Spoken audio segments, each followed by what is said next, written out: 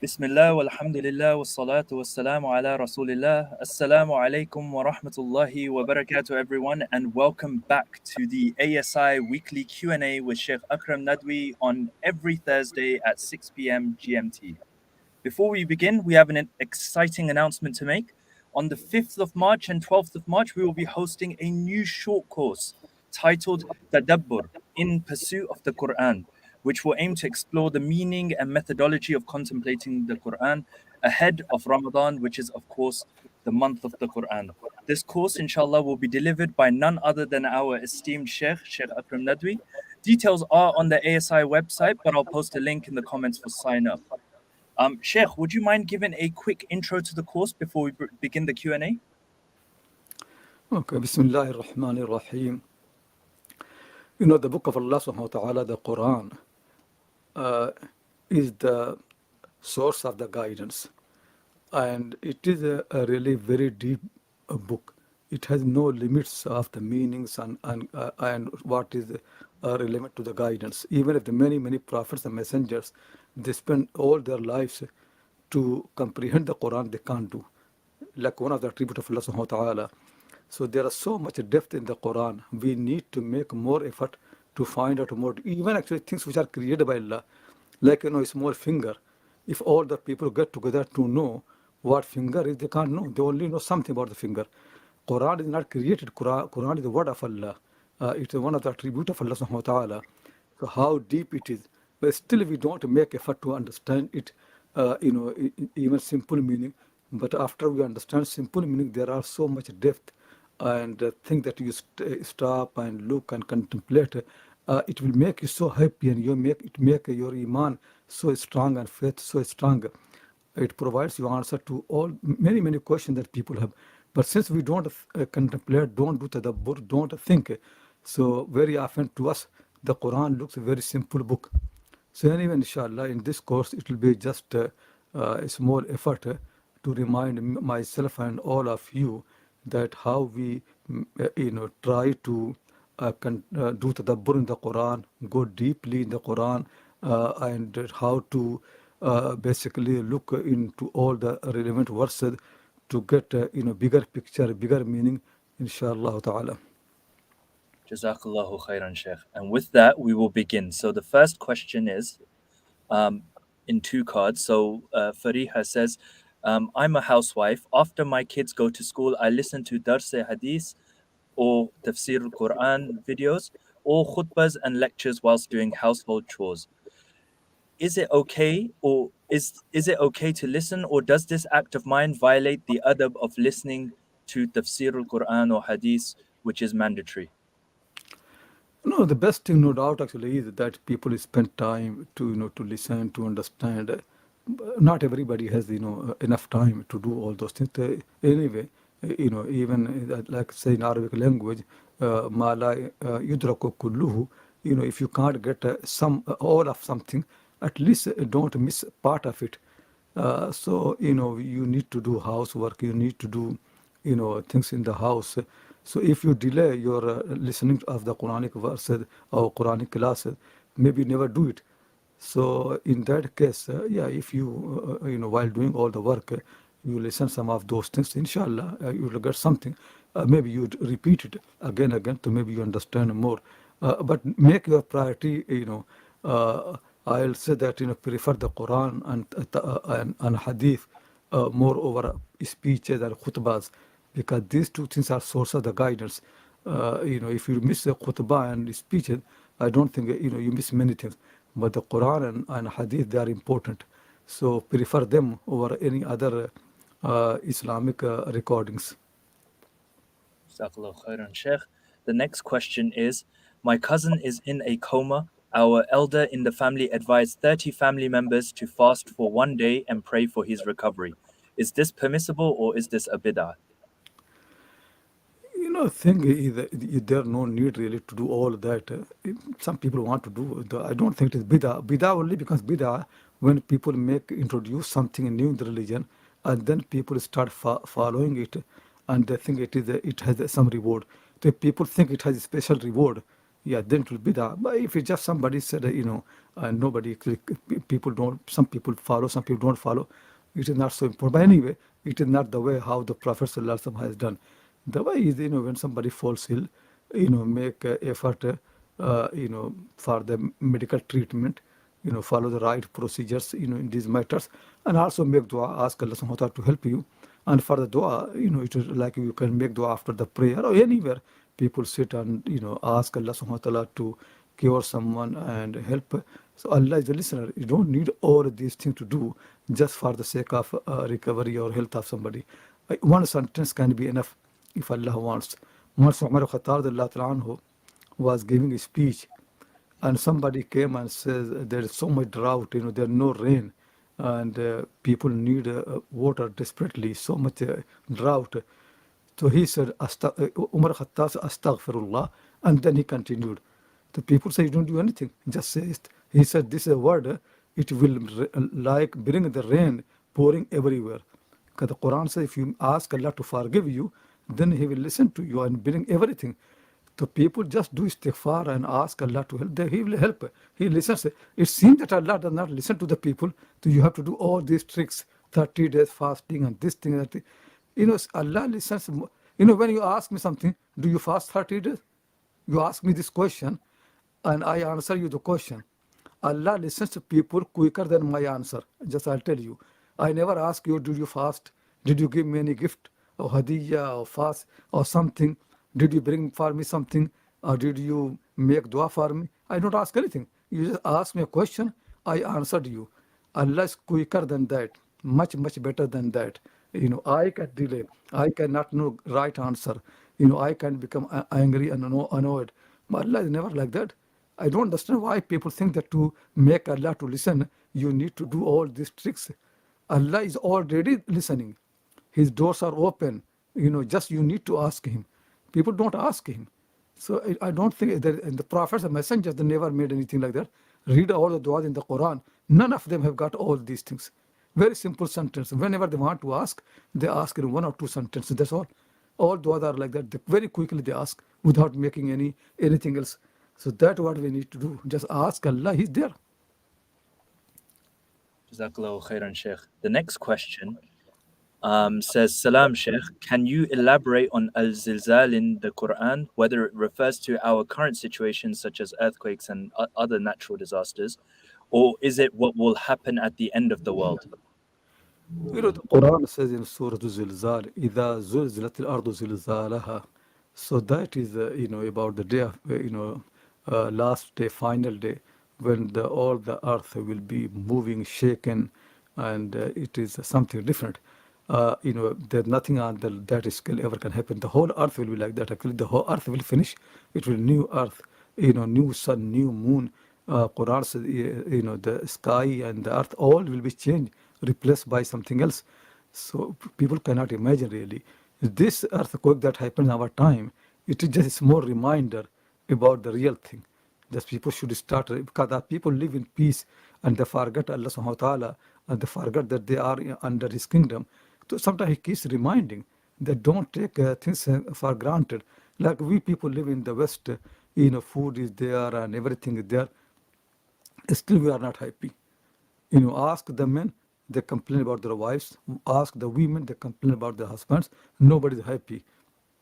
They don't understand really.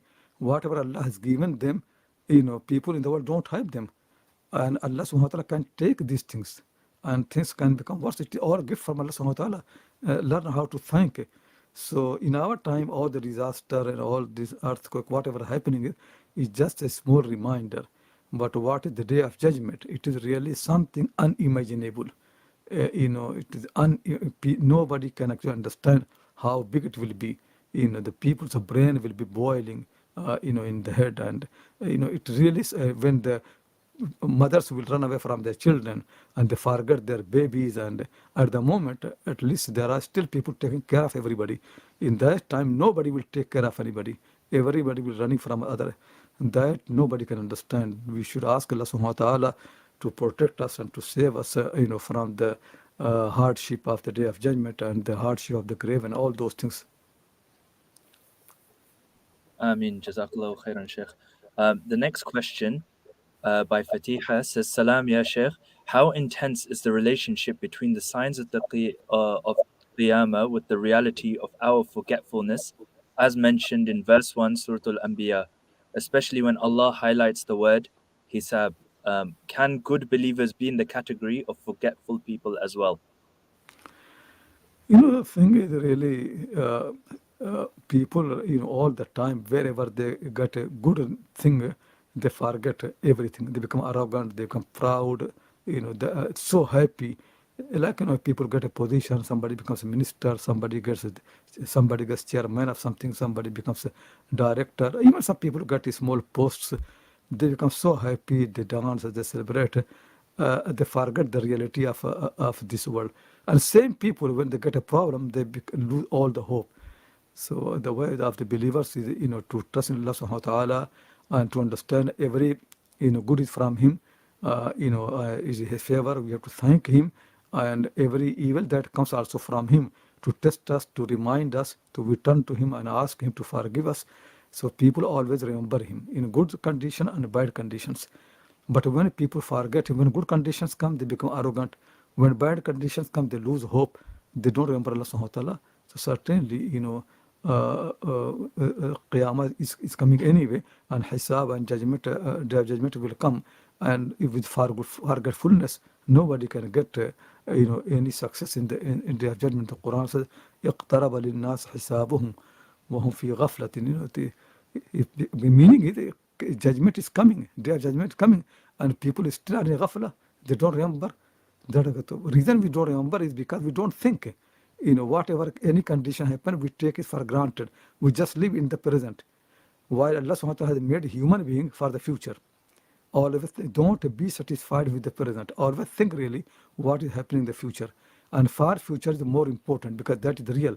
They're going to clever people, wise people, they don't become happy what they see in the present. They always think what is going to come next, what is the consequences, what will happen, and especially after the death. So that's what we should remember all the time. Never celebrate what is in the present, because it will very quickly becomes past. The real thing is what in the future. Jazakallahu khairan, Sheikh, for that very timely reminder. The next question is by Imran, who has asked, Sheikh, what is the difference between these two ayahs, where Allah subhanahu wa ta'ala says, مَا أَصَابَ مِن مُصِيبَةٍ إِلَّا بِإِذْنِ اللَّهِ, and وَمَا أَصَابَكُم مِّن مُصِيبَةٍ فَبِمَا كَسَبَتْ أَيْدِيَكُم? Everything in this world actually happening is with the will of Allah, with His command. But Allah subhanahu wa ta'ala has made causes in this world. So sometimes He relates things to Himself directly, and sometimes He relates to the those causes. So for example, like people have, some people become guided because the messenger. So Allah will say that a messenger has guided them. But Allah sometimes will say, no, I guide. Sometimes He makes. Similarly, all the problems that happen in the world, they happen with the command of Allah, with the will of Allah. If Allah does not will, nothing will happen. But also Allah, when Allah wills, Allah wills when people actually don't obey Him. So if people, don't listen to Him and don't follow His commands, yeah, then the problem will come. The consequences of their action, like, for example, if people don't care about eating and drinking, so they can see the consequences. People put on the weight, people ruin their health. It is because of what they have done, and also it is from Allah, because Allah is the one who wills. Allah is the one who put all the power in these causes. The causes are ruled by Him, governed by Him. So you can say, like, sometimes you say, the Shah Jahan has built Taj Mahal, and sometimes you say that, his workers, engineers, they built Taj Mahal. You can relate to anything. Somebody, a trustee of the mosque, will say, we built this mosque. Sometimes people who work in the mosque, they say, we built. But it's all causes. You can relate things to any cause. The real cause is Allah subhanahu wa ta'ala. But Allah subhanahu wa ta'ala looks at the people's action. So if people do bad, then His judgment will be bad for the people. So we have to be careful. It is not that, if people listen to Him, He will punish him. No, He will. But still, some problem will come because He wants to test people. So also keep in mind that even the messengers and prophets, they get difficulty in their life for testing purpose. So Allah wants to test. Sometimes He initiate a problem to test the people. But most of the time, the problems are coming because what people have done, because it is consequences of their own actions. Jazakallahu khairan, Sheikh. The next question is by Shahriyar, who asks, what should I do after my dua has been answered? I feel like I am unable to express my gratitude or I am not grateful enough. No, no, thank Allah subhanahu wa ta'ala. He doesn't, nobody can reward Allah. So, you ask something very precious, and then he gave you, it is his gift. Thank him and then move on, then decide not to disobey him. Always remember him. Don't become too arrogant, don't become too happy. You can't reward him, but you thank him. To thank him and then decide to do good and to obey him all the time, and also ask him more, because his treasures are all the time there. If he gave you something, ask more. Ask more than that. It endless. It is people. When you ask, if you ask me 1,000 pounds, if I give you, next time you ask me, I'll mind it. By Allah subhanahu wa ta'ala, keep asking him. He loves that, because he just creates things. So he gave you, ask him more and thank him and then obey him. Don't try disobey. Think really that if everything comes to me from Allah, why should I disobey him? Jazakallahu khairan, Sheikh. Maryam asks, who's asking on behalf of her sister, she heard that if haq mahr is written in the nikah as muajjal, I think that's muajjal, i.e., to be paid immediately, and if it is not paid within 6 months, the nikah becomes invalid. Is this true? Think people actually should pay mahr, as soon as possible. And if it is written that the two words muajjal with ayn, that means immediately, and there's a muajjal with hamza, which means late. So I don't know which one they wrote. If they wrote muajjal with ayn, that means it should be paid as soon as possible. So the husband should fulfill the promise and he pays. But if he delays, it is very bad and breaking the promise. He will be sinful. But the nikah will be valid. Nikah will not be broken by deferring the payment of the mahr. Even actually, if there is no mahr mentioned, still the nikah will be valid. There's no problem. It does not affect the marriage, but it is very bad for the husband. If he has promised something, he should fulfill the promise. Anyway, you can convey to your sister that your husband has a full, obligation to pay you as soon as possible. But still, if he does not pay, your marriage is fine, though he will be sinful. Jazakallahu khairan, Sheikh. The next question is by Riyaz, who says, Salam, Sheikh, how should we look at the earthquake in Turkey? As a test or a punishment? I don't really think you need to go deeper, because Allah can use the same thing say, for two different purposes. So how Allah does it. Just remember, really, it is punishment for us because we are so sinful, and also remember that it is test. Allah wants to see that we turn to Him or not. So both can be together. I don't understand there is any contradiction really. Like sometimes I fall ill, so I can think it has come because I don't listen to Allah subhanahu wa ta'ala, but also I know it is test from Allah subhanahu wa ta'ala. I should turn Him and ask Him. So I don't really think there's any contradiction in between both things.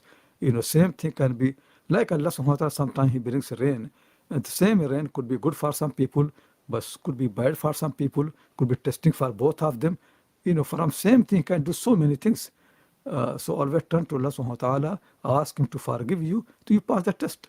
And also if it is punishment, He already has forgiven your sin. So when you turn to Him, sins are forgiven, the punishment is gone, and also you pass the test. So always ask Allah to forgive you. Jazakallahu khairan, Sheikh. Sister Zakia asks from Bangladesh. She says, here some scholars have given the fatwa that studying in co-educational institutes, I think she means mixed institutes, is prohibited since there is no segregation between men and women. Is this correct? I've written an article on this matter. Mixed education or whatever people say, etc. together. So that has got full argument. If Khadir, you can find the article and forward to the sister, so she can show to people. But simple matter actually is a short answer is no. In Islam actually education is very important, and people if they are in mixed education, it is actually a public space where they can sit together, and if they want to be safe, if they're safe, nobody can harm them. In this world, men and women both go for shopping, both go to the banks, both do some, both travel in the aeroplane, both travel on the buses, on the trains, and both go for the Hajj, where they mix to each other in Arafah, in Muzdalifah, even in Tawaf. So much mixed gathering, it's all allowed. So when people are in the public space, they learn how to behave. So when women come to public space, don't put on very striking perfume which can attract the people. Don't make your dress striking or attracting. Put on a humble jilbab, and then learn. Then I don't allow people to stop their study because it makes education. No, you should be strong enough and protect yourself. If people are not strong enough, even at home, they can be evil, they can be bad. So simple answer is no. You should continue your education, and it is nothing actually non-Islam. Actually, it is Islamic to continue education. If women don't learn how they, it is one of the important step towards empowerment. People always call empowerment and this and that. If you want to have empowerment, the best thing is study and get education. So if you want a detailed answer, then find out from Khadir my article about miseducation. Jazakallahu khairan, Sheikh. I will send that article in the comments, inshallah. Um, the next question is my question is, can we repeat one specific name of Allah if we want to make a specific dua? Like not a set number of times, but repeat many times the same name. Is this allowed? Allah's name is all barakah. You repeat, you get reward. If you say Ya Rahman, you say million times, it is such a big reward. Certainly, you can repeat as many times you like. This is one of the best zikr. The zikr is the best zikr is Quran, the prayer, salah, then the Quran, then all the names of Allah. Make sentence, La ilaha illallah. You say Ya Rahman, Ya Rahim, Ya Latif, something like that. Ya Ghaffar, Ya Ghafoor, Ya Rahman, Irhamni, Ya Ghaffar, Yaghfirli, something like that. Full sentence. Yeah, it is a big thing. It doesn't harm to say as many numbers you want. You get so much reward, and Allah subhanahu wa ta'ala will fulfill your need. So there's no harm. Actually, it is a good thing to repeat Allah's name all the time. Jazakallahu khairan, Sheikh. Next question is by Ali, who says, Salam, Sheikh. What is the best way to avoid negativity? Thing is, people always look, what they don't have and what the fault with other people. Just look at yourself, really, that what Allah has given me, more than enough, really, and think that people may be much better than me. I don't know them. So whenever people do something, don't look, bad towards them. And about yourself, don't be too arrogant. And just think everything from Allah subhanahu wa ta'ala. He can take any time. To just trust in Him and move on. When people don't have Allah, then how these things become effective. But if you trust in Allah subhanahu wa ta'ala, then He is the one who brings night from the day and day from the night, light from darkness, darkness from the light. He can do anything. Death from the life, life from the death. So similarly, whatever conditions we have got, don't lose hope anytime. Always ask Allah, He will help. But all the time being negative actually makes yourself in darkness. That's what Shaitan wants. To open your mind, be hopeful and think really. With Allah, you are never alone. And without Allah, you are never actually in power or in good condition. When Allah is with you, then don't worry. Don't care about anything. Sheikh, I have a question that has come from, not from the platform, but separately. And the question is that there's a woman who's trying to escape an abusive marriage, and the Sharia courts and the shayukh are not giving her the permission to do fasakh of her marriage. She is asking, who is qualified to give fasakh or allow khula from her husband, and what should she do in this situation? If she lives in a country, wherever I don't know where she is from. Is she from this country or from somewhere else? Yes, from the UK. Yeah, the best people always ask the women. I said to them, you just need to go to the court of the country, because even if a mufti or faqih or sharia court, they give a judgment, they don't have power to enforce anything. You go to the court of the country, they have all the abilities to understand you, understand your condition, to find out the fact, and then after that, whatever they pass, they're going to implement it. They're going to enforce it. They have the power. So judgment is always, people should always go to the court of the country, not to any other court, because these courts are like just people's own fatwa, advice. They're not more than that. They don't have any power. So if, for example, your even Sharia courts makes a rule against your husband, if he does not want to listen, the court cannot do anything. But if you go to the court of the country, proper court, then they will enforce it. then he never can disobey. So I always advise the women that whenever you have problem and dispute and you want to get separation, the best thing is go to the court of the country. So, on a linked note, Sheikh, is a divorce in a secular court the equivalent to Islamic, ruling on khula? Like, is it still valid? Yeah, because once the judge makes separation, it enforced. It finish. It like a one divorce. You know, it just don't understand. For example, if somebody takes my land by force, I go to the court. Whatever the court will judge, that will happen. Then the whoever got the land, they can sell it, they can do whatever they like. That's how the courts are. Everybody go to the. I don't understand really why women think they cannot go to the court of the country. When the men go in India, all these ulama in Deoband, Saharanpur, all the madrasas, when they have disputes, where do they go? Do they go to the court of the country, in non-Muslim court? Deoband has two groups fighting. Both went to the Indian court and then they got split. Madahir Loom, such a big madrasa, they went to the Indian court. Everybody go to the court of the country. So I don't understand why women cannot go. If women don't go to the court, they never can solve the problem. So the best thing is go to the court and you will see what will happen. Your husband will come and will make a peace and listen to you because he knows really going to the court is serious matter. The best thing is go to the court of the country. Jazakallahu khairan, Sheikh. The next question is by Muhammad, who says, I recite ayat al-kursi before going to sleep as well as Surah al-Falaq and Surah al-Nas. Still, I get horrific nightmares. What should I do? Thing is when you do all the prayers properly and when you sleep, do wudu, and inshallah, after a while it will be nice, inshallah.